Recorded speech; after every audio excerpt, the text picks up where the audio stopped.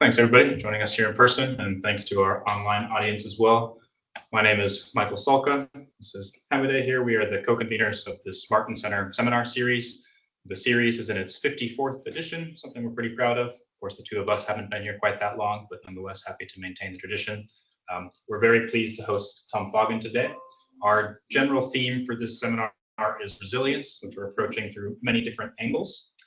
One of them is certainly to deal with sustainability, energy resilience. So I'll introduce Tom briefly. We'll then have about 45 minutes of a lecture and some time afterwards for Q&A.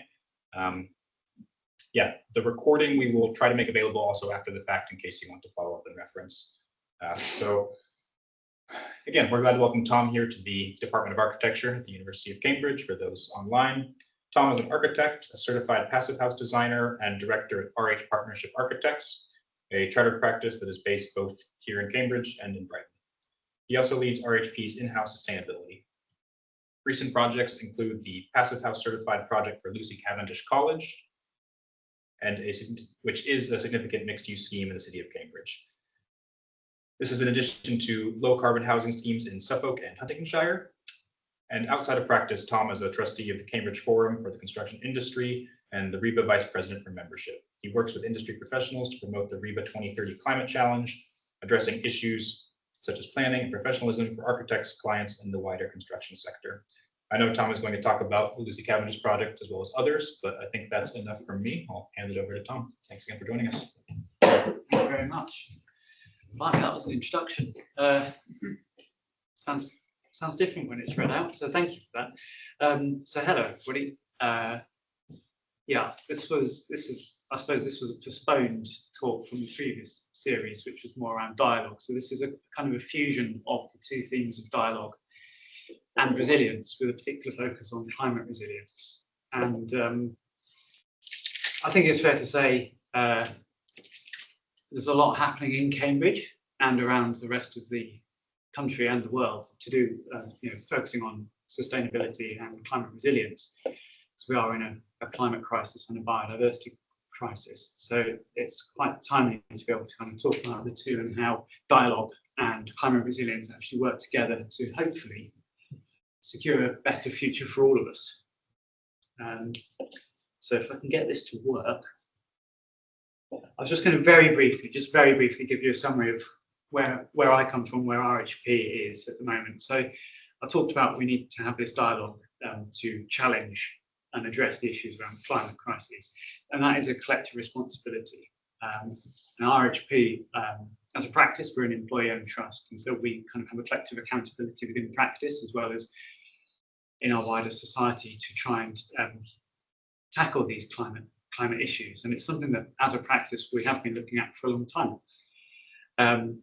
A number of sustainability firsts within Cambridge, including one of the most major kind of passive design projects from the 90s on the right there, as well as more recently work for Trinity Hall College and the university with some of the BREEAM firsts, like the first BREEAM Excellent, the first BREEAM Outstanding buildings for the university. Just because you do it first doesn't mean you've done it best. So, we're always trying to refine and enhance. And building on our experience from other projects and kind of focusing on that environmentally conscious design and applying in practice what we learn about from other projects.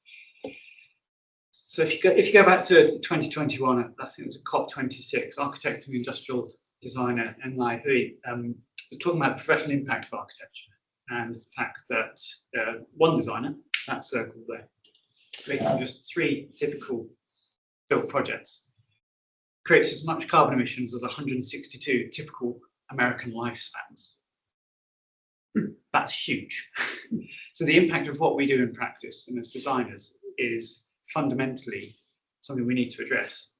And that's something that we in practice are looking at. And we're literally a couple of weeks away from publishing our net zero strategy as a practice, because we're taking that collective responsibility and we're going to be working with our clients and with our supply chains. So even as simple as where we buy our paper from or where we get our food from for meetings, to make sure that we're minimising our impact. So not officially published yet, which is why it says coming soon, but we're almost there. The main reason I'm here today is to talk about project for Lucy Cavendish College, which in many ways exemplifies a lot of our values as a practice and one of my personal values as an architect. In particular, it's the first certified Passivhaus project of a mixed-use nature for Cambridge College, which was quite exciting. It was also my first Passivhaus project and our practice's first Passivhaus. So it was a huge learning curve. And I'd like to share some of that learning with you today and how we managed to achieve that through collaboration, constructive dialogue, cooperation, and in particular with our fellow professional design team. It's great to see Gwilym in the room today, who was the key to the Max Foggin team leading on sustainability, Passivhaus, and building services and acoustics and everything else that Max Foggin covered. So to give you an overview, the core challenge set to us by Lucy Cavendish College was about creating a cohesive college community, which focused on developing their central Cambridge site to further widening participation, which is really important to the University of Cambridge, really important to the social value of higher education, being able to bring people to university who otherwise haven't had that opportunity. Many of the first from their families, and therefore the concept of university life is quite alien. So trying to create a home away from home which supports student well-being and is universally accessible and an inclusive environment was key. And similarly, responding to the climate crisis back in even 2019, the college was very aware of the climate crisis and the need for us to tackle that head on and the footprint that each building has on the environment. So as a team, we actually worked together, Max Foggin, RHP, the structural engineers, Smith and Woolworth, to come up with a strategy for sustainability. And there's all these different coloured words on the screen, but that was all the kind of the ingredients of a bespoke sustainability matrix, underpinned by targeting as low embodied carbon as possible in construction, and in operation, low carbon through achieving the Passivhaus standard, which I will go into a bit more detail in case you're not familiar, but that's basically around minimising operational energy to reduce the demand for energy use, therefore minimising the long-term impact over 50 or 60 years or longer of a building being in operation compared to construction, which all happens in a very short period of time. So as a bit of context, Lucy Cavendish College is in West Cambridge. Actually, out of interest, is anybody in the room from Lucy Cavendish? No? Okay, that means hopefully there'll be less heckling. I don't know if anybody online is from Lucy, but in case you're not aware, the college is in West Cambridge, and it forms part of that kind of necklace of colleges spreading out into West Cambridge, including some college sites which aren't formally college sites, but have that kind of collegiate architectural typology.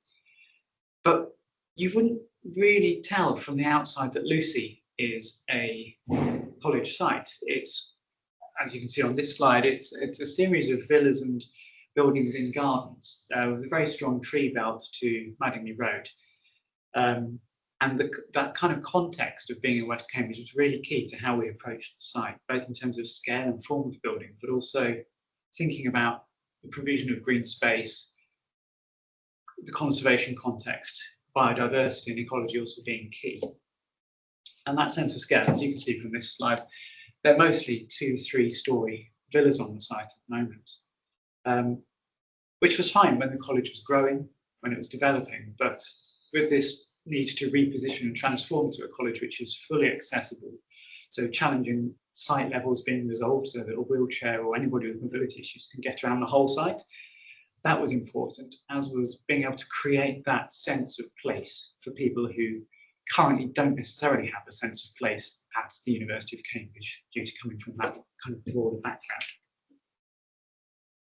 So, as I said, it's a relatively open site, but there were some real challenges with that in terms of the context of the historic buildings. There's 4 historic villas on site, all at different levels, sometimes with only stepping stones between, so completely not accessible in terms of trying to support a college life which caters to all. Very minimal public realm and very little kind of connectivity as a site. And as you can see, although there is lots of greenery, a lot of it wasn't necessarily high quality. A lot of it was very garden nature, which is great.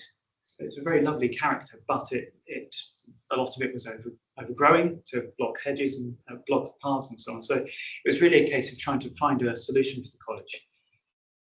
And doing that in the context of a site which has evolved over the past 130, 140 years, where more recently, since about 1989, there's been the additions of Oldham Hall, top right there, the library building on top left, and then accommodation and dining hall buildings by Van Henning and Hayward in kind of the early 90s.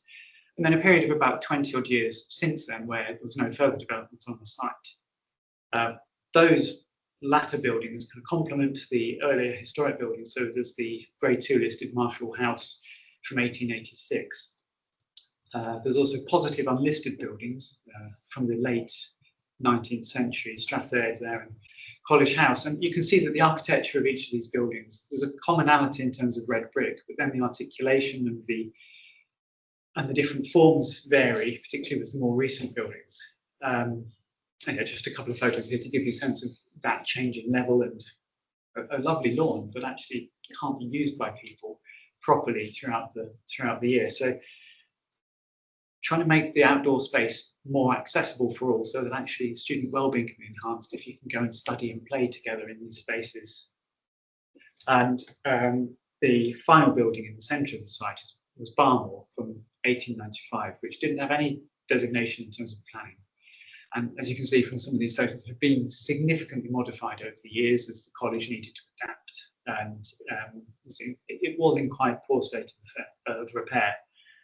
And internally, really a sea of beige, a lot of magnolia and a lot of furniture mashed together from what the college was able to find, and very cold, very damp rooms, which were uncomfortable in winter, too hot in summer, with very poor legibility, very poor circulation, which was a concern for accessibility and also fire safety. So the brief from the college was quite ambitious.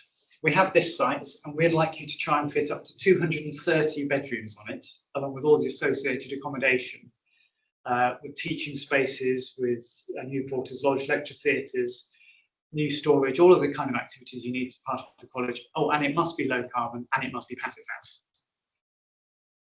A very exciting challenge, really exciting. I don't think I've ever been in an initial client briefing meeting where I thought, wow, this is the perfect project, you know, in terms of the ambition. So the question is, how do you approach a master plan?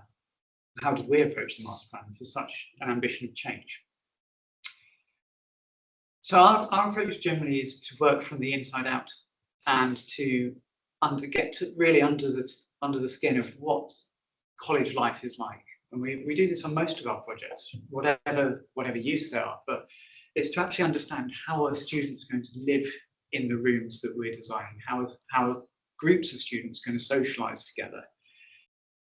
And it is really as important as how big is the desk, where do you want your wardrobes in the room? Because once you build those building blocks together, you start to form an understanding of social activity and the social structure of the population.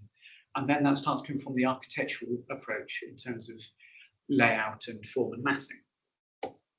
And key to this brief was around, as I say, some of that social inclusion. So we know that one size doesn't fit all when you're looking at creating a new community, when you're trying to support people who haven't been to university before.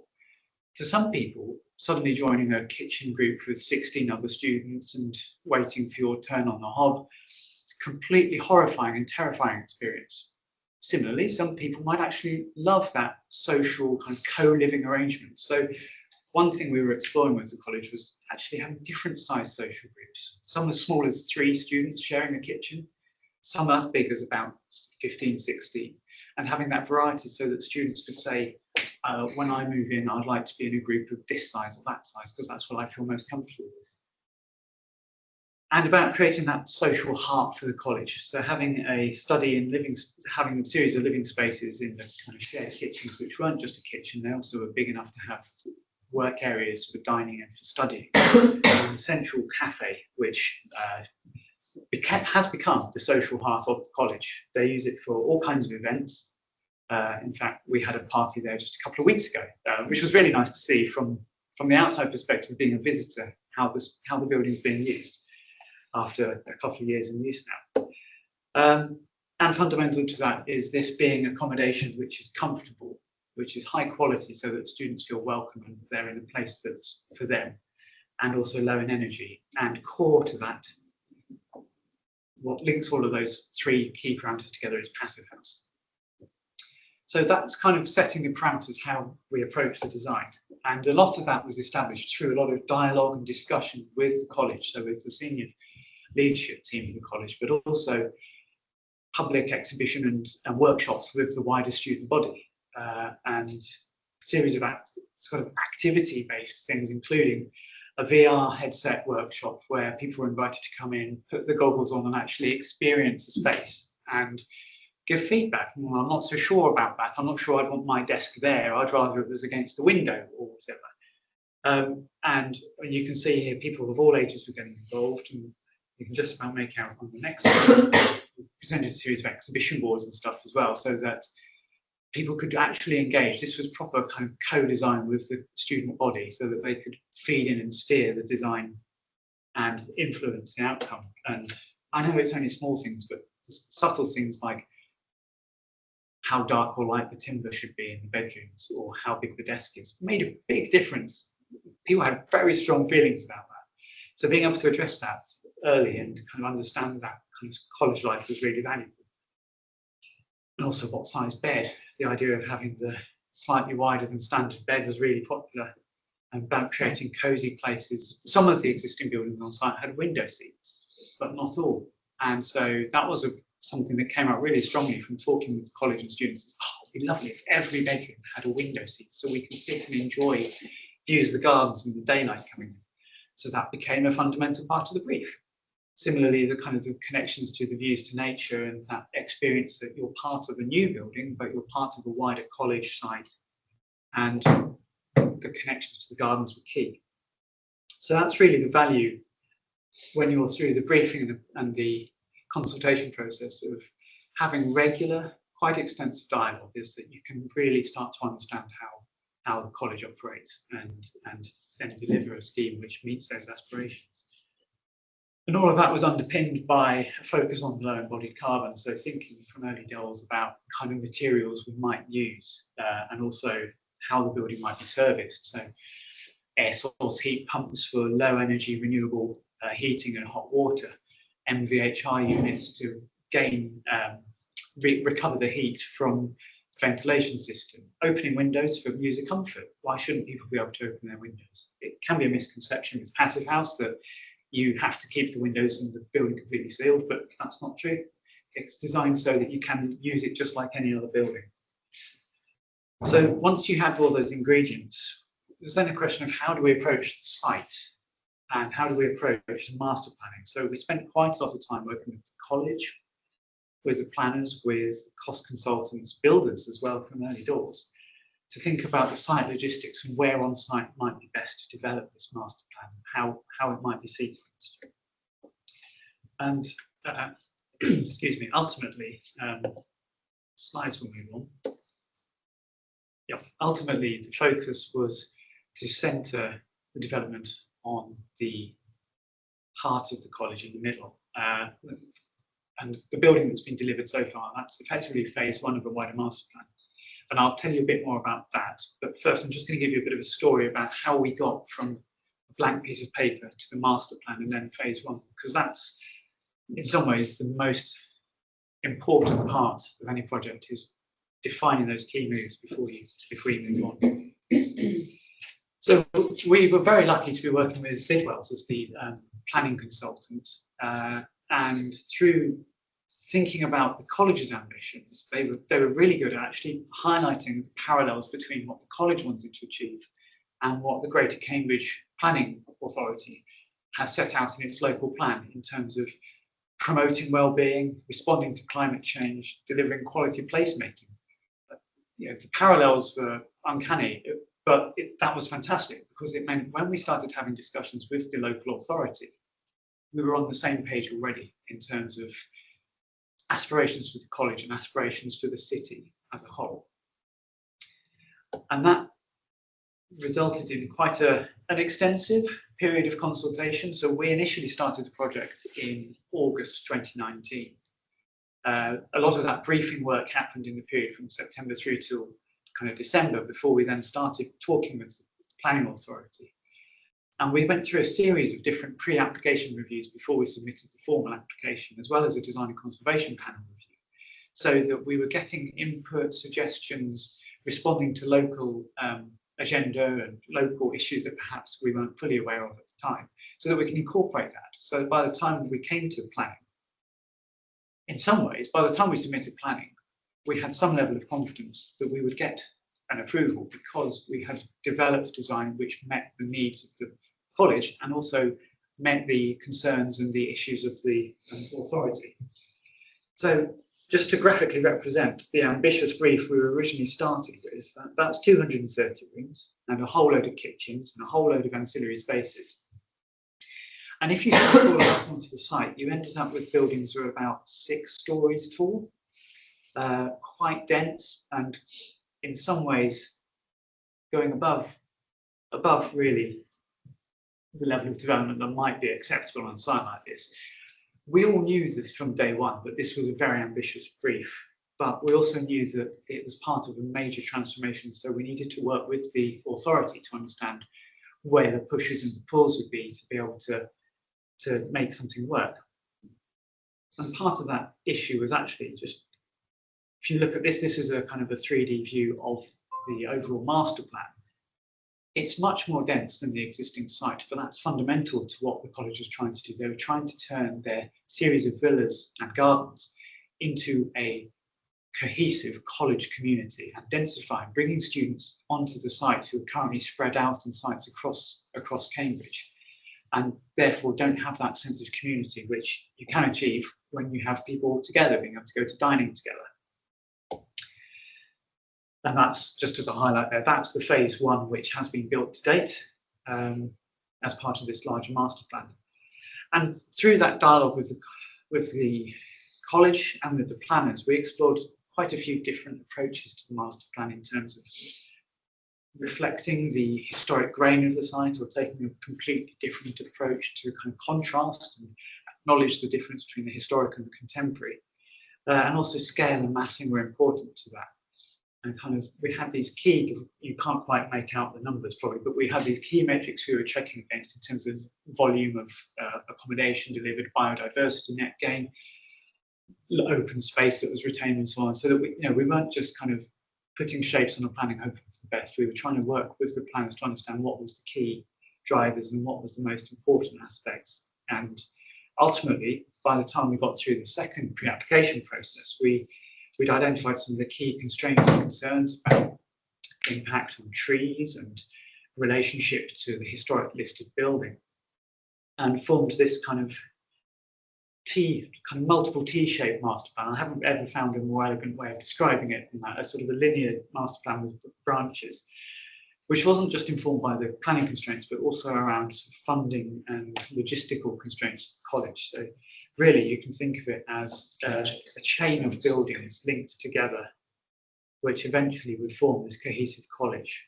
And in 3 dimensions, it kind of evolves from the initial phase 1 through to phases 2 and 3, which may or may not happen exactly as we've proposed to date, but it was about setting that framework and the principles in terms of the planning context, so that the planners knew what was coming. So if the college built phase 1, came back later for phases 2 or 3, they weren't suddenly thinking, well, hang on, you never told us about this. It was about that fundamental aspiration for the college to transform. And so the site master plan that we developed ticked a whole number of boxes in terms of preserving and maintaining open space and improving public realm. Fundamental was the connection to the neighbouring buildings and being able to preserve views through the site and get that level access. So if fully realised, ultimately, Lucy Cavendish would be transformed into a fully collegiate presence with a potentially a larger building on the frontage as well. And through that negotiation, things started to get eroded away. It's inevitable. You start pushing and pulling, you start working out what does and doesn't work. And that's really becomes part of the narrative of that dialogue with the college and with the authority about what's achievable. And yeah, just to kind of summarise over the kind of six to 8 month period where we were in this discussion with the authority, with the local authority planners, the urban design officers, conservation officers, tree officers, ecologists. It was all about bringing together a shared ambition between the college and the city about having honest conversations about things that could or couldn't be feasible, things that were fundamental to the college brief, resulting in eventually, in July 2020, we submitted the planning application for phase 1 as the first phase to be developed. So I'm mindful of time. I'll try and go through this next section a bit quickly about the actual design of phase 1. So the setting is shown here. It's about introducing that more sort of collegiate typology into the West Cambridge site. You can see the other kind of collegiate buildings highlighted on the screen, and then our new phase 1 in the middle of Lucy Cavendish. And so that was really transforming the existing site into this proposal on screen here for phase 1, which had fundamental to it the social heart, cafe, the shared study spaces, along with reconfigured garden spaces to create better spaces for students to be able to study outside or to just meet outside, enjoy the weather, and also be able to get around between the buildings. And then, of course, the accommodation that goes with it to create that community. And that's not moved on. Sorry. Just not. Oh, there we go. So, yeah, as I say, there were some existing garden spaces, and then we were reconfiguring and enhancing the other garden spaces in order to support that kind of connectivity around the site, and made Lucy Cavendish a universally accessible college, and building that around a cafe space which enhanced the college offer for students and actually created a place people come and hang out.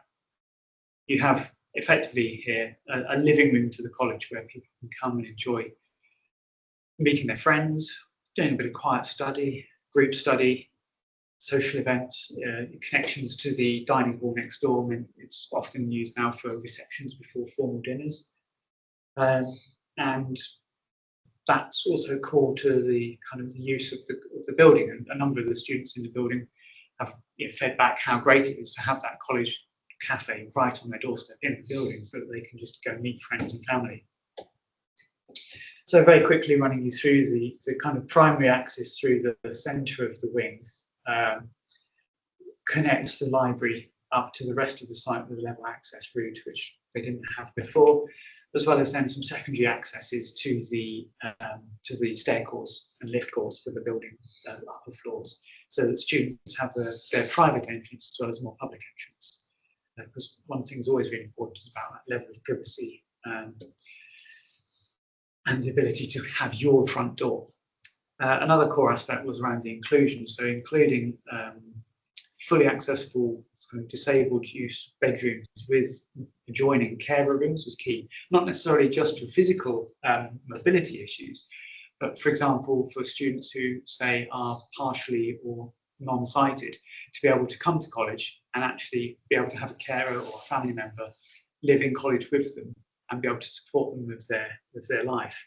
It was really important to the college, and so we have a series of those rooms dotted around the building, not all just dumped on the ground floor, but integrated into the community so that it's full inclusion.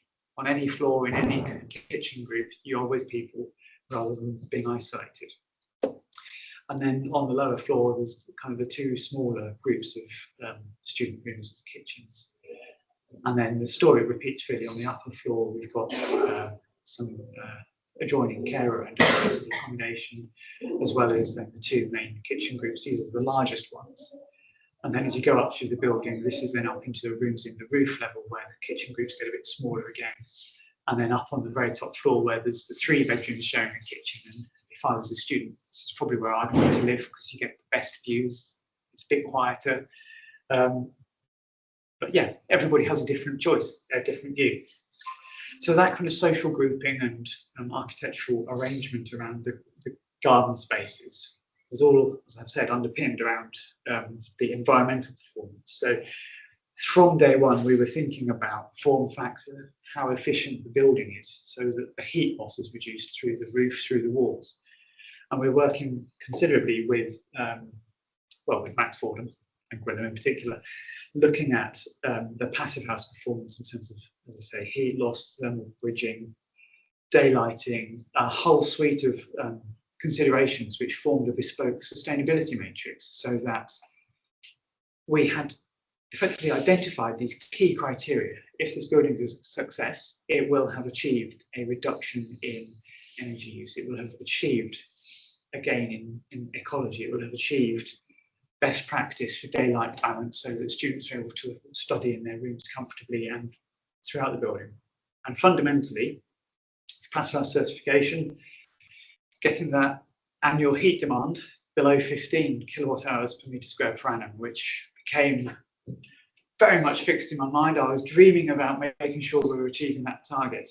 So there are a series of key criteria with Passivhaus, which is around operational energy. One is how much energy it takes to either heat or cool the building to keep it at the target temperature internally of 21 degrees. And that target figure is 15. You can also model it another way, but the more, and I'm not going to go into detail because we'll be here for another 5 hours, but the key metric for this project was to focus on that annual average heating demand of 15 kilowatt hours per metre squared. So that involves lots of spreadsheets, lots of working out areas of windows and perimeters of windows and areas of doors and assumptions around air tightness. And we had to think about all of that as we were working out where are the bedrooms, where are the kitchens, how's it all coming together? Because fundamental is thinking about it cohesively and working with our partners to make sure that design works. We could have gone away and designed something and then said, right, how do we now make it Passivhaus? And that would have made the job 10 times harder. And this project was particularly useful for us as a learning curve because we actually shared the Passivhaus designer role up until planning with Max Foggin. So rather than us just saying, we'll do our architectural design, Gwilym team, you go work it out now, you do the measurements. We were actually doing that with Gwilym. We were giving the areas for the heat loss areas, for envelope sizes, thermal bridging lengths, in order to make sure we understood what we were doing and that it was a dialogue and a collaborative process. So it was a big learning curve for us. Now, hopefully Gwilym would nod in agreement. It was also good for Max Foggin as well to be able to kind of have that collaborative approach rather than just behold, here is a design, now make it work, which isn't particularly helpful.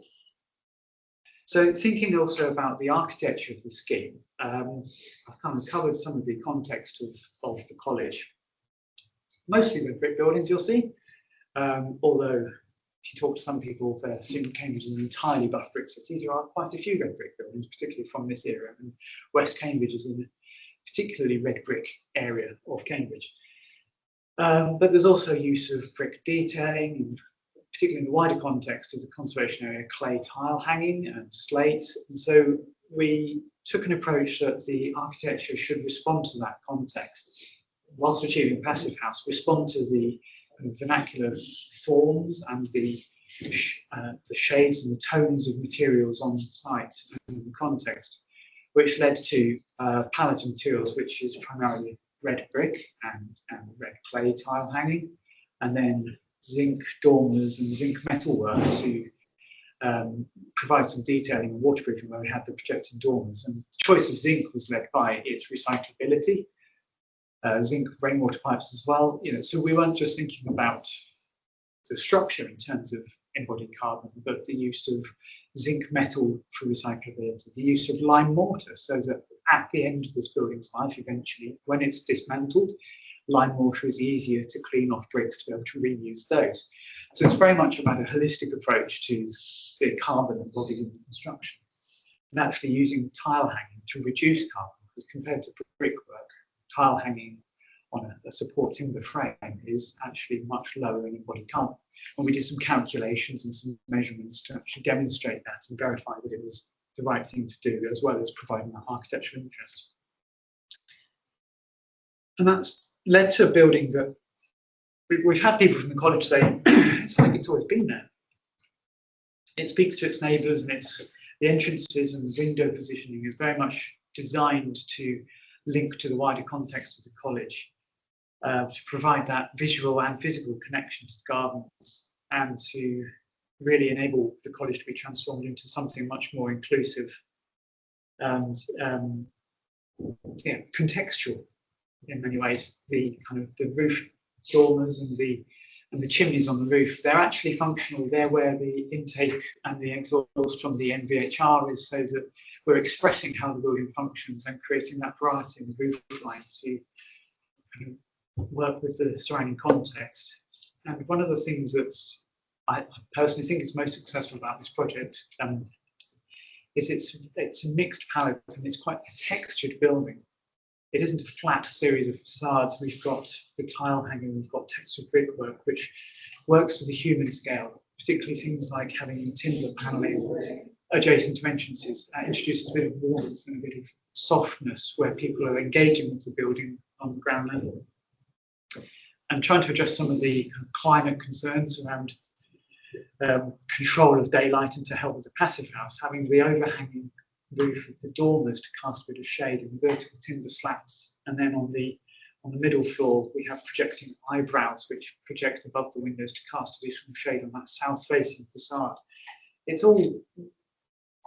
They're all design moves which kind of work with the context and have an environmental performance benefit as well. And that's part of what was key to this project, was marrying up climate, conservation and carbon.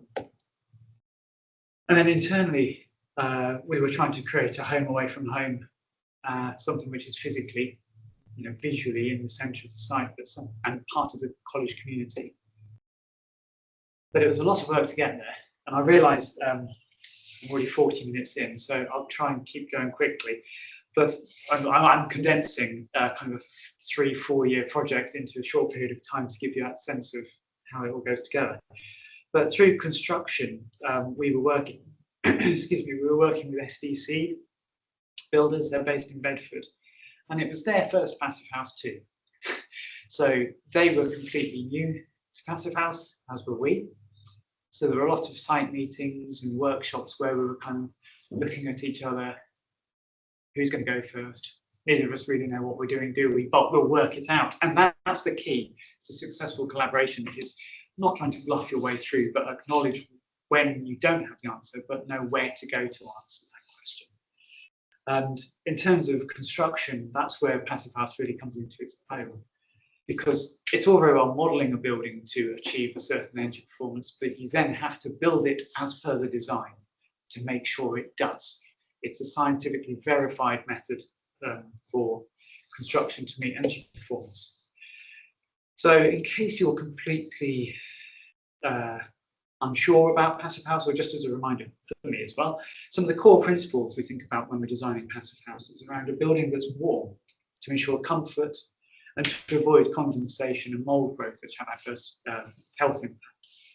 A building that's airtight to reduce energy loss by heat getting out through air movements, and equally stop cold getting in. A building that uses useful solar gain to reduce energy demand for lighting, but also where necessary includes shading to minimise risk of overheating. And mechanical ventilation, heat recovery to provide filtered and comfortable fresh air so that the environment inside doesn't get stuffy, it's comfortable. And then user control, having opening windows is really important for user comfort, even if it is that perception that you have control over your environment more than actually changing temperatures. So moving through how you got from a planning design to a technical design and to construction, it's ultimately about making clear the requirements, clarity of air tightness and insulation, and being able to explain that and work that up with our contractors. So SDC were great. From day one, they wanted to arrange a whole series of workshops on a weekly basis to talk about, okay, how are we going to build this detail? How are we going to resolve that? Have you thought about the order in which we're going to build it? And a lot of the time, the answer was yes, we have thought about it, but we really want your input too, because you're the people that are going to actually be on site building it. How are we going to make this work together?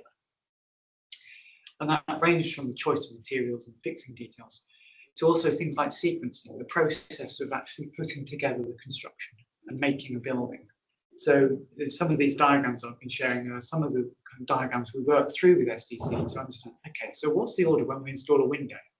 Well, first you build the structure, then you need to install the frame, then you've got to airtight, seal it, and then you need to do an air test for Passivhaus.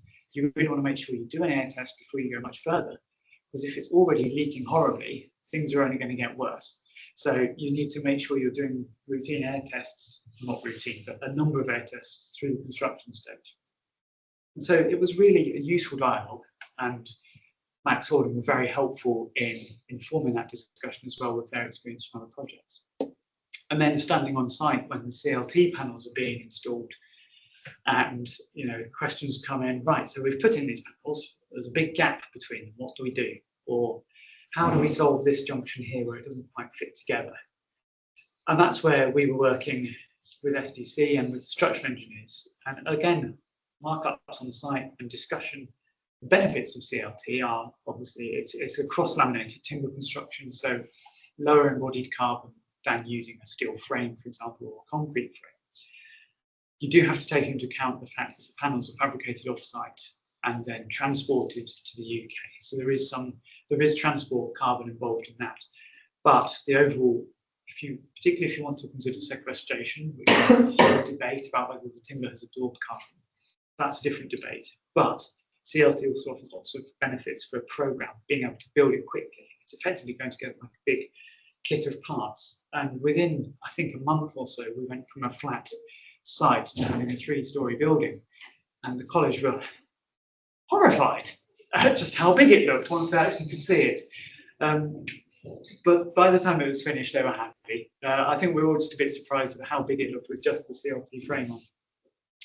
And the CLT was also really valuable because if you get the thickness right, the specification right, the panels themselves, the timber panels, do the airtightness job. And then all you need to do is seal all the joints. So using an airtightness tape to seal the panel joints, seal the connection to the windows, and then you've got effectively a very airtight building. And that was the principles we followed on this project, and it worked quite well. You can also see on that other image, the green membrane on the face of the CLT. That's really just to protect the CLT during construction. It's timber. If it gets wet and covered in snow for a prolonged period of time, that can then seep into the timber, and you really don't want that. So you use a membrane on the face of the CLT to protect it during the construction phase. So we did a lot of work with, as I say, all of our colleagues around detailing. SDC had quite a bit of influence around things like top right there, the junction and the detail of how we form the dormer and the roof connections. And that was really good. We were learning from specialist craftspeople, bricklayers, joiners, metal workers who, their day in, day out life is working with these materials. And so for us to be able to sit around a table with them, understand where they're coming from, and get a real understanding of the limitations and the opportunities of the materials was really valuable. And ultimately, as part of the construction process, it's around collaboration and trying to make it work when it doesn't. And what we found with this project is that I think it being our first project and SDC's first project to achieve Passivhaus meant that we all came with very open minds about learning from each other and collaborating and achieving something with lots of architectural details, which you might not necessarily associate with Passivhaus. When we had initial discussions, we kind of took the view, okay, the textbook Passivhaus is going to look like a shoebox. Simple, efficient structure, clean lines, no dormers, no chimneys, because they all ruin your thermal envelope. That wasn't necessarily appropriate for the context of the college site. And so I'm just going to do a very quick deep dive into how we overcome some of the challenges of trying to do something different whilst achieving performance. And one of the key junctions, which I know gave us all a bit of a headache, is the floating brickwork we have to perform glazing to the cafe. Absolute must with the college. They wanted to have this panoramic view from the cafe into the gardens to be able to enjoy the space as much as possible. And any pesky brick columns in that corner would have just spoiled that view. I understand. Architecturally, it's quite interesting to have that floating brickwork. Structurally, though, we still have to deal with gravity. So principle number 1 of Passivhaus, you still need to keep it warm. Principle number 2, you've still got to deal with gravity, as I say. That arrow represents gravity and all that heavy brickwork falling down if you don't hold it up. So the default option would be stick a big old angle under it. A nice metal conductive angle that draws all the heat out of the building and draws all the cools in winter and leads to mold growth and all sorts. So obviously that's a no-no with Passivhaus. You need to try and hold that angle outside of that thermal line to maintain that thermal continuity, and therefore introduce additional secondary steelwork in the facade, thermally broken steelwork in the facade to make sure that even that steelwork isn't conducting heat. And ultimately, nobody ever sees any of this, but when we're on site, we're looking at it to make sure, are those thermal breaks in place correctly? Have we definitely fitted the insulation in neatly? Because any air gaps around that steel mean air is going to get in there and start to undermine the performance of the insulation, and that's critical. So photos like this went into the record keeping for Passivhaus certification because you have to demonstrate that what's being built actually meets what's being designed. Another similar example, which no one will ever see, the structural engineers are particularly excited about this, was around being able to break that constant cold bridge you get between foundations and the ground floor slab. Due to the site context and the kind of makeup of the ground, it was piled, and therefore that meant lots of bits of lumps of concrete going deep into the ground, draining all that heat out of the building.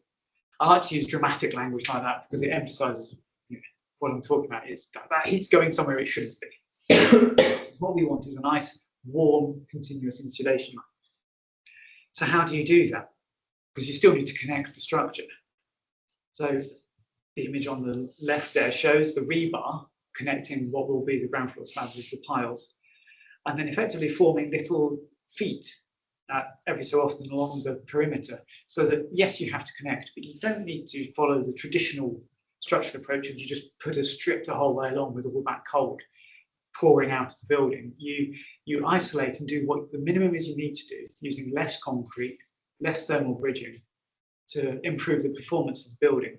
And no one will ever see that, but it's a really cool detail. And we've now started trying to encourage other structural engineers to follow the same approach because it's better in terms of all sorts of aspects of carbon and operational use. Because what we want to get to is a nice, neat, warm building. The image on the left shows up at roof level all the nice, neatly square packed insulation. We were going to site at least weekly to check the installation, make sure everything was being neatly installed and that there weren't any problems with construction. But on the right, you can see there was a bit with a gap, that gap between where the two panels are meeting on the corner.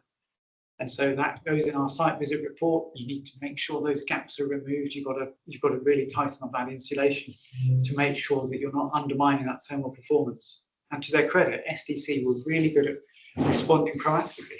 A lot of the time we'd go to site and they'd say, that wasn't right, so we've redone it. And we've already fixed this, or we're not sure, is this okay? But, having a dialogue rather than trying to pull the wool over our eyes or trying to just dismiss stuff, we were having proper constructive discussion. And ultimately, that led to us achieving an air tightness test at the end, which is one of the key metrics for Passivhaus. One of the best air tests we've ever had in practice, and possibly one of the best in the world. No, maybe not the world, but certainly a very good air test result.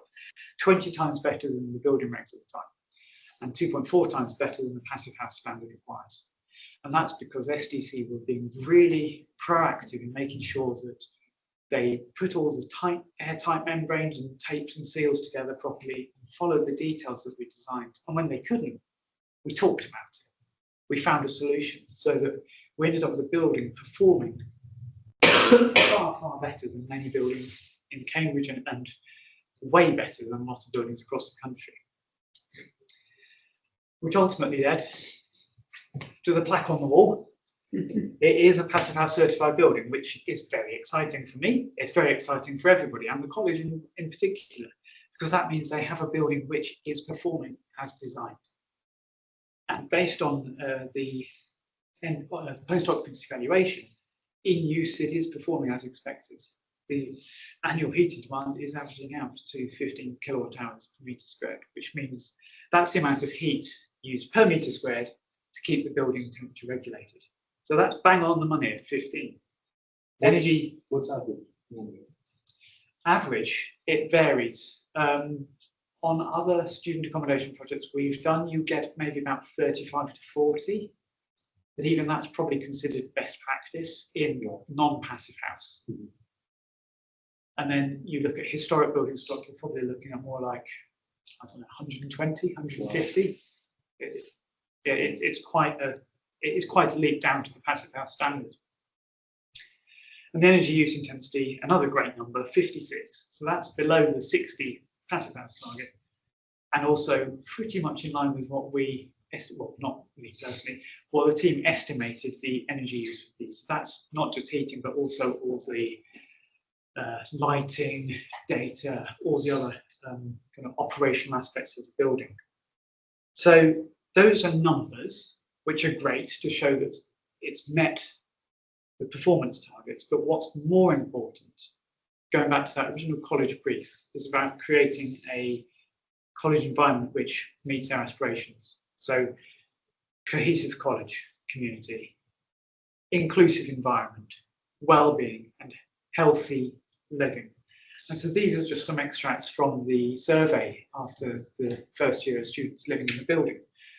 And they probably are the most important outcome for me. Talking about a building that's positively impacted on health or encouraged better diet, make people think about the environment and, I'm going to switch those lights off because I'm in a sustainable building. I'm going to make sure I'm contributing to that. That is incredibly valuable and has been possible because of the dialogue with the college to understand the way they live, the way they wanted to operate the building and the site, and then being able to work with the wider stakeholders to get planning permission, work with the contractor to build the building, and create a home away from home for people who maybe haven't been to university before, and somewhere to socialise and study, somewhere to meet your friends and family, and somewhere that is a new college community.